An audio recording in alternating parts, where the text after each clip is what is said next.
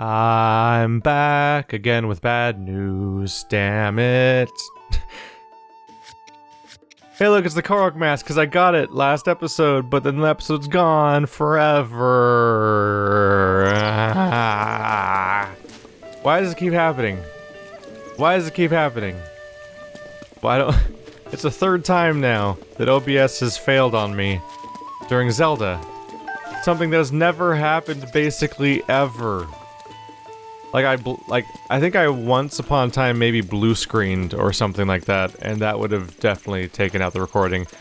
But aside from that, like, OBS has not screwed me, generally. And now it's done it 3 times in one game, and while this problem's been persisting and it hasn't happened for any other game, I'm like, what is so special about Zelda? I have no conceivable idea. Is it the Switch's fault? Are you doing something to me, Switch? Anyway, good news is after repeated times of being burned, I have now learned my lesson, which is that I now know to never, ever, ever save, basically. I don't save till I'm finished the recording, and I stop the recording, and I can open the video, and I can test it, and the tested video works, and I'm like, yes, it worked, we're good. Then I finally save in Zelda. If that doesn't happen, I don't save.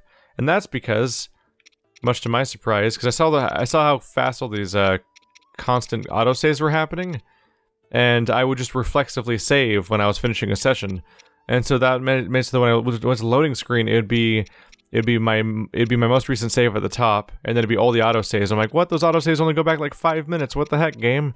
And I wouldn't have a manual save to go back to. So I have to amend what I said before about how this game handles saves. It does not override your manual save. It keeps your manual save, and you do not lose it. But you have one manual save slot. So that's what the confusion point was. So if I reflexively save at the end of a session, then I lose my fallback point for when problems happen. But because I haven't saved, and ever since I've learned about this, I've been not saving during any session, and I only manually save when the session's completely over and confirmed to be a usable video. I now know that, like, I can prevent this.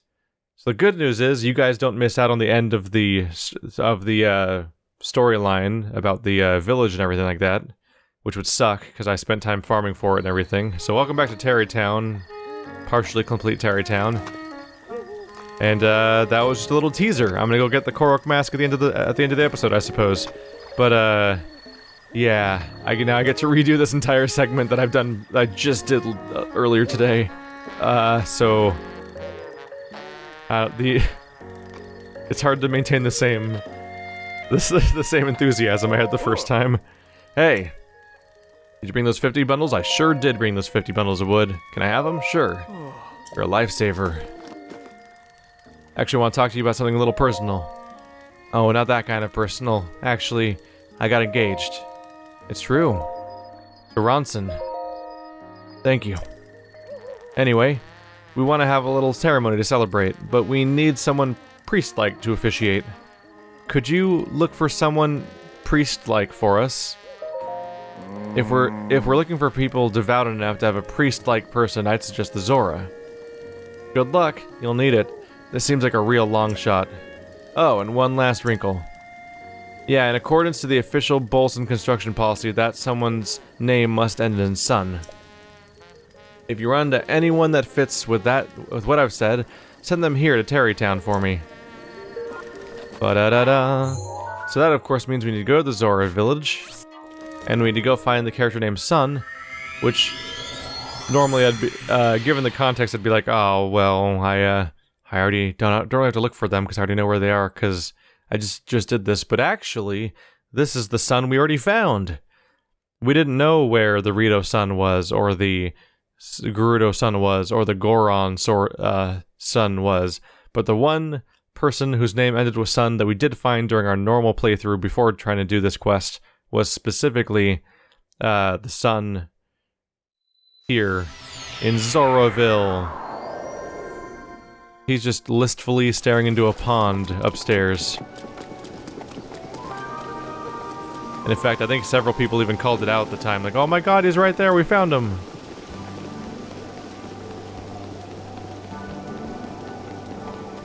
I look completely absurd, by the way. So let's fix that. That one has a face mask. There we go. We don't exactly have like official looking clothes, but I can at least like sort of dress up for a wedding. And not be actually holding weapons at the time. There we go. It's not a tuxedo, but it's at least not weird armor nightmare stuff. Yeah. If during your travels you meet any engaged couples, I would like you to introduce them to me. So they really set this up. Not only is his name Sun, but he specifically talked about meeting an engaged couple so that they can get married. And turns out that's exactly what we need to do. We need someone with Sun in their name to marry these characters together. Joining two souls is a true honor, one I shall stake my life on. Just one more wedding, and I shall be fulfilled. Get a load of this. I have been waiting to hear those words. Now, please tell me the specifics. He's smiling, look at that. Oh, he was. As for the location, Tarrytown in Akala. Akala isn't too far from here. It would please me to hurry there right away. By yourself? No need to worry about me. I have always had confidence in my fins and feet. It has been a long while since I have had work. I am eager to put my skills to good use. You should come as well. I will start my preparations in Tarrytown in the meantime.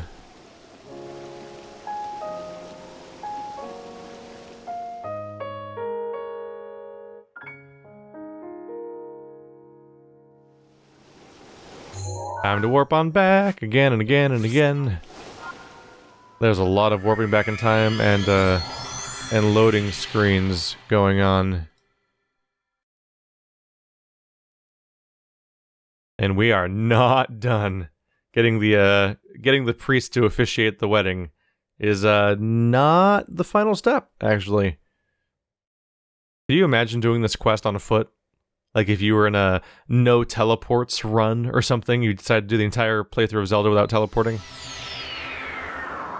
Could you do that? I'm trying to think if you could play the entire game without teleporting a single time. Oh. The answer's no. Well, yes, it's still yes. But you can't teleport. If you can't teleport, you can't do Guardian Beasts, because every time you do a Guardian Beast, you teleport out of it when you defeat it. And there's no other way. It's automated. It happens automatically, so you can't do anything about it. So if you want to do a no teleportation run, you would have to say that cutscene teleports don't count, or you'd have to not do any of the Guardian Beasts and just beat Ganon without that, which is possible, supposedly. Hey. Kinda Zora. Thank you, really. And I talked earlier, and he said he literally was a priest before he retired, and you can't get more priest-like than that. And his name's Captain, so I have no objections there. It really is amazing that you were able to find someone priest-like who also had an acceptable name. Well, next is... Of course, we'll have to invite guests in order to hold a ceremony. Well, I'm talking about my boss, Bolson, and my subordinate, Carson. However, I've got to prepare for the ceremony, so my hands are full. Could you invite them for me? You know where they are. The boss and Carson are in Nintendo Village, right? Excellent, I'm counting on you. I know how to get there, because we've been there multiple times, and it's where my house is. They've been just squatting in my front lawn all this time for some reason. Even though, like, at this point, there's just no reason to be there anymore. Why are you guys still there? You finished my house. Don't you have jobs to do? Well, you've been not working on my house for the last X number of weeks or months. This other dude just went out and just made a whole village. What's your guys' excuse? Why do you not step up to that crazy level? Is it intimidating? Is he intimidating? I mean, it's not wrong. He's really good at this stuff, apparently. A+, dude. Congrats. He was just like, I'm gonna make a whole village. Could you give me some wood? I'll just hammer it out right here. Get me some workers and we'll make this work. Meanwhile, these guys are just like, hey, we worked in your village, we worked in your house like 2 months ago. We just thought we'd sit and admire it for the next 15 years. Morning. Wait, what? Hudson's getting married, and he wants us to attend the wedding. Wow, good on him. Okie do, I'm in. Wedding time, baby. Not like there's anything to do here anyway. Well, I guess I'll get packed and head toward Hudson's place. Huh. This'll be fun. Okie do. Hi. Carson, we're headed out. Oh. Finally. We've been waiting for this day.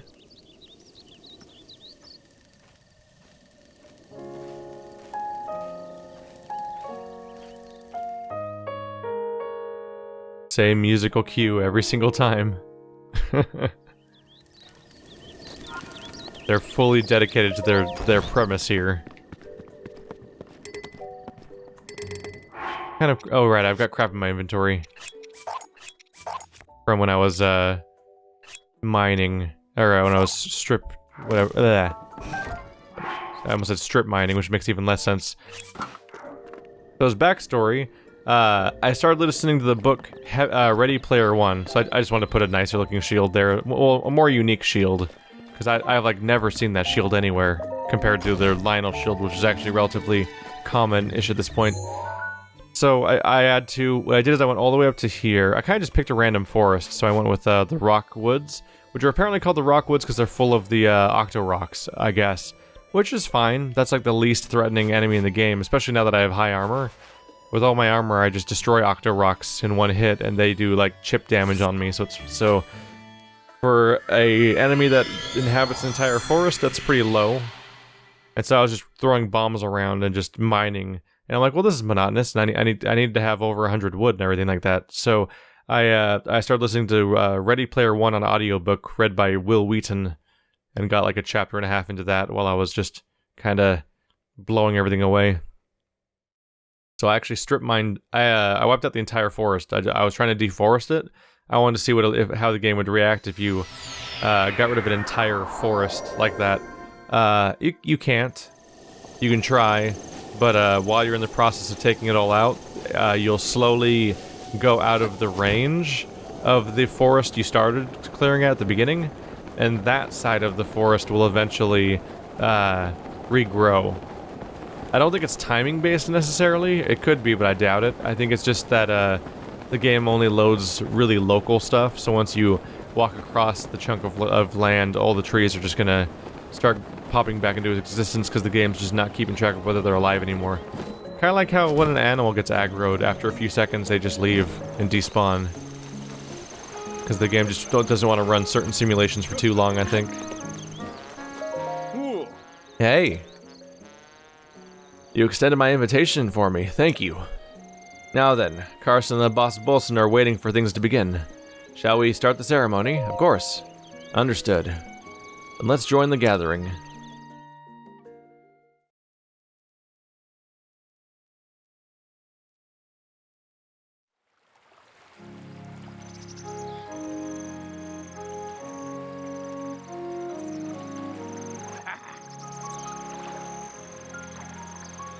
Silence, please, everyone.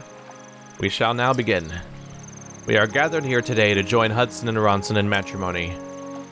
Hudson, before the eyes of these witnesses and before those of Goddess Hylia, do you take Ronson to be your wife, to have and to hold in good times and in bad? Ooh. I do. Excellent. And Ronson, before the eyes of these witnesses and before those of Goddess Hylia, do you take Hudson as your lawfully wedded husband in sickness and health? And do you also vow to name your children in accordance with the Bolson construction naming guidelines? Wait a moment. Those vows are not traditional by anyone's standards. What makes you say that? They're as traditional as it gets. I don't think she means traditional in that sense of the word. A vow of undying tradition. A vow of guidelines compliance. I'll take that vow. Think of future generations.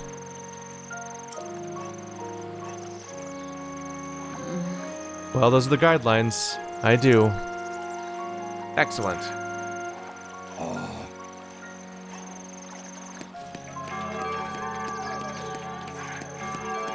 And so, dearly beloved, please help me. Please help me in greeting this newly married couple. I wish this new couple nothing but the utmost happiness as they set out on this journey of marital bliss.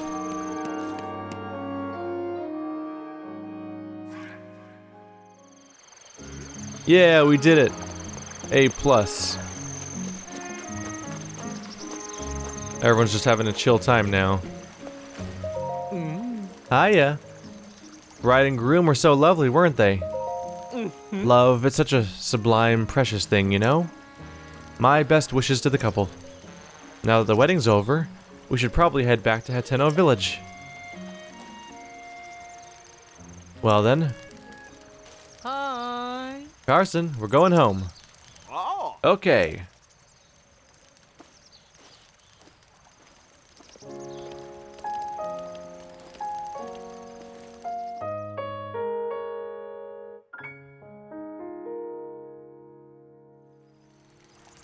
It's surprising to me that they leave, because like I thought they would just live here, or like work with their friend, but they seem to not really ever be sticking around. Grayson, hey, I was just standing around when a wedding started out of nowhere and took me by surprise. I've known Hudson for ages, and he's never said a word about it. Can you believe that? Well, it was a nice wedding ceremony, so I guess all's well that ends well.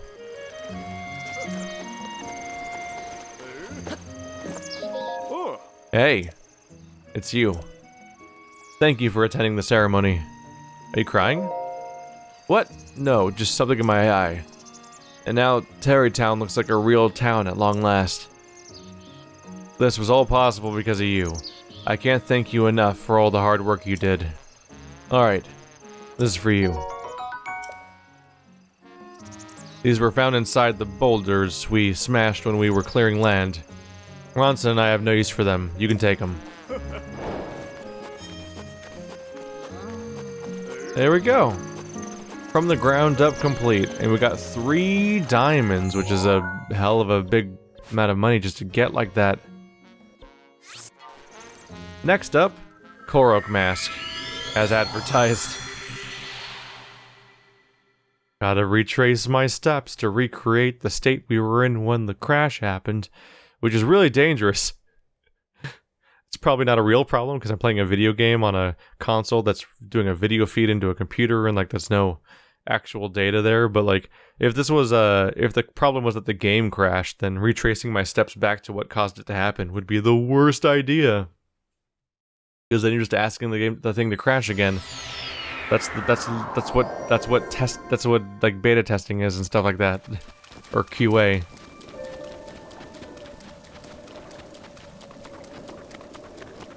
But hey, for the first time when I lost footage, we didn't lose the video part where we didn't lose the ability for me to record that part. Definitely could have used that trick before realizing the quirk of the save system, but I could also use them having a more normal RPG save system that people have figured out for years now. So I'm here because this is where the rumor mill is for the new DLC. Super Rumor Mill EX Volume 1. Tracy here, awake or asleep, my quest for juicy rumors never rests, ever. Doesn't everyone gossip in their sleep? Today I've got a hot rumor fresh from the mill that is, wait for it, an exclusive. And that special topic is the mysterious Korok mask.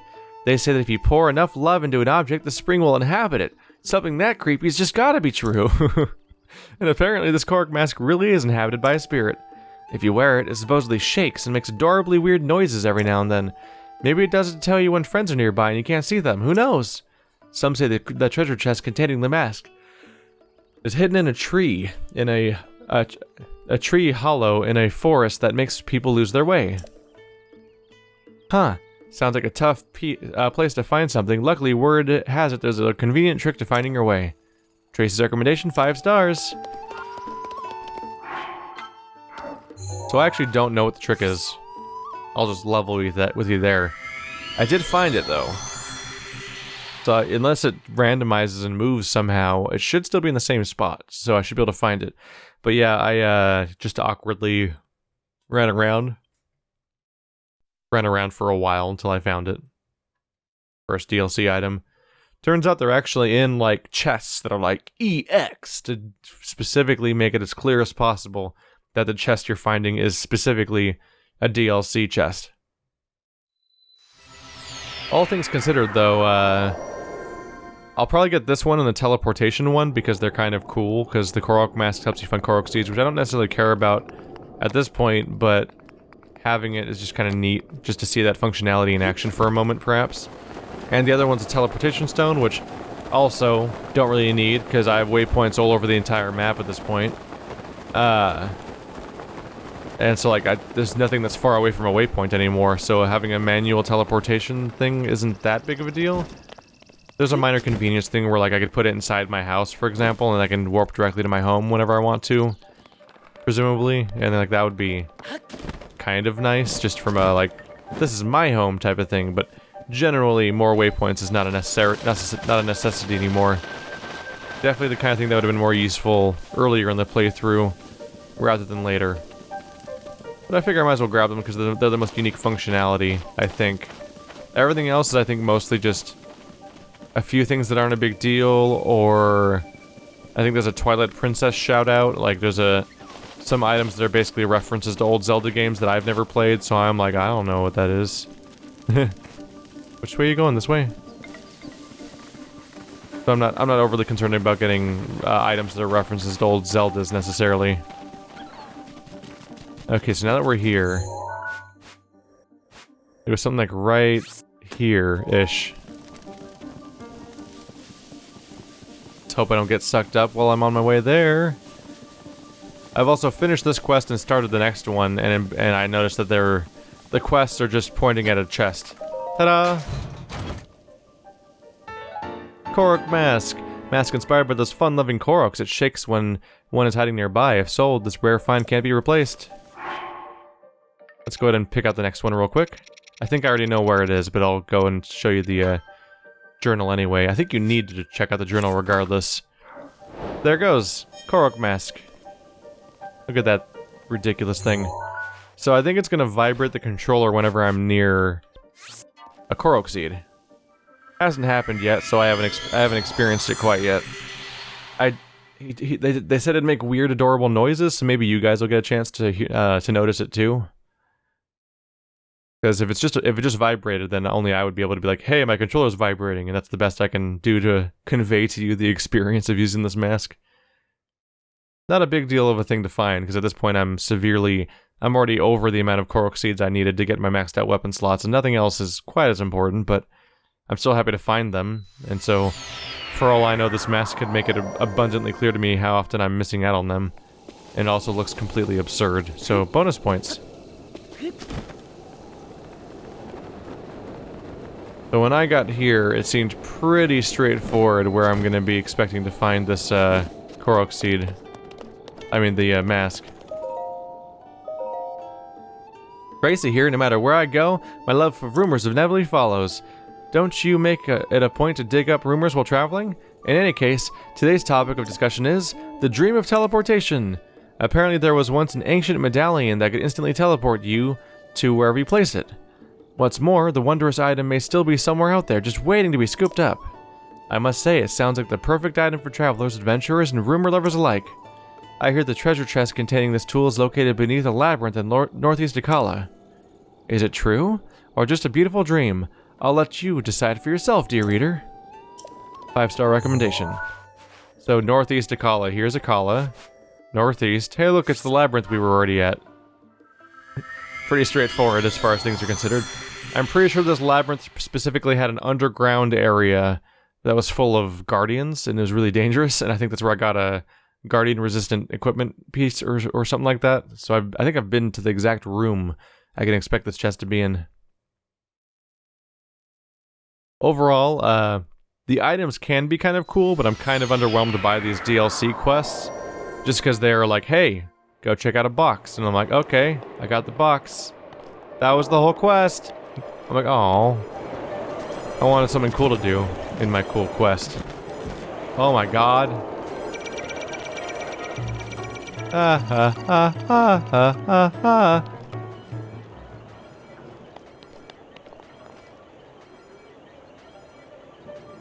So where are you guys hiding this box? So this is where I left off. I don't know what happens next. Does this stuff work? Nope. Does not work. Okay. High defense gear. And I had a... Yeah, you're the one that's resistant to guardians. So I don't know what happens next. I got the quest, and then this was before I even came this far. My recording had crashed by now. So this is new now. Have not... Ooh, you're glowy. That's helpful. So I don't know where this chest is. This place is full of really, really mean things that want to murder me. So there's that.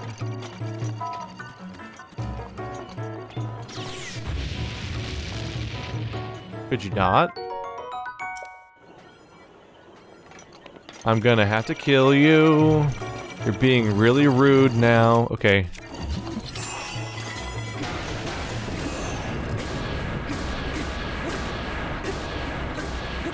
Dang.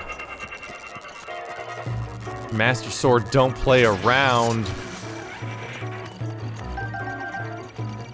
Running. Just one shot, huh? Ah! Ow. Oopsie. Ah.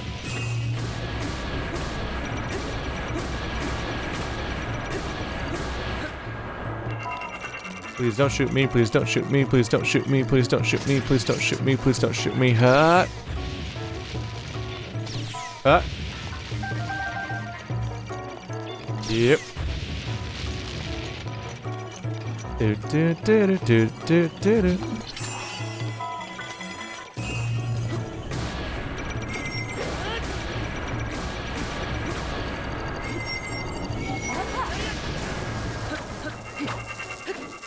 Attack in the wrong direction. Nailed it.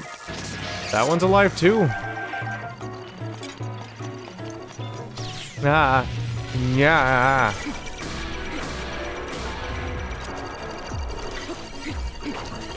Yeah. Ah.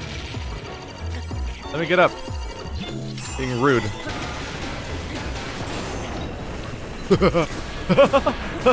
Oh my god, he's upside down.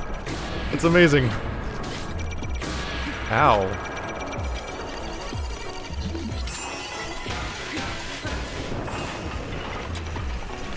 That's amazing that he just flipped over like that. Okay. Whew. Careful, careful.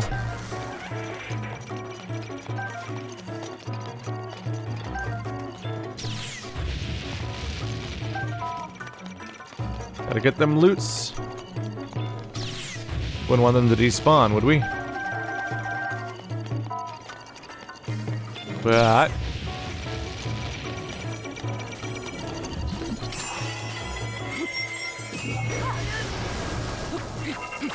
Got him. Defeated.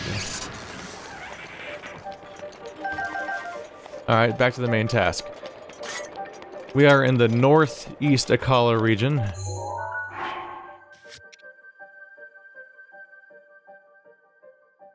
Beneath a labyrinth in northeast Akala. This is the labyrinth. This is like unambiguously, absolutely the labyrinth in northeast Akala. And I am absolutely, definitely beneath it. Because I am on the bottom. This is beneath it as I believe it gets. Oh, there it is. Really far away. There we go, now I can feel like, yeah, I went back and defeated all those guardians again. Very damaging. I kind of ran away the first time around.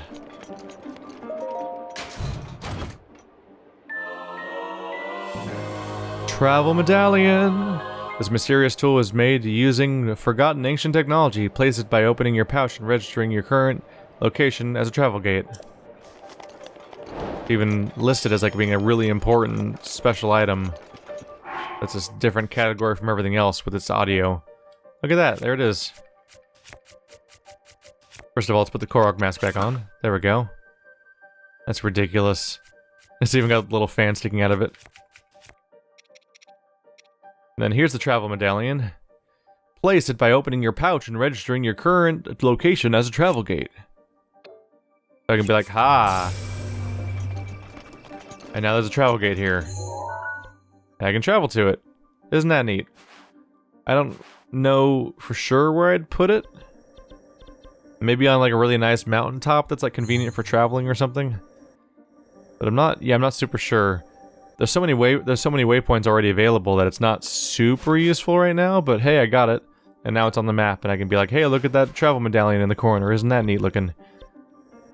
But anyway, that's the two major DLC items I was interested in, is the travel medallion and the Korok mask. We haven't done much with the Korok mask yet, because I just got it and I went off to do this thing.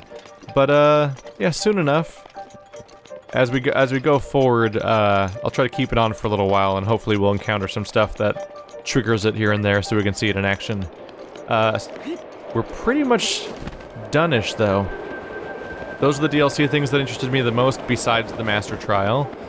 I've now done the major side quest everyone wanted me to do, the most requested one, which was to do Terrytown.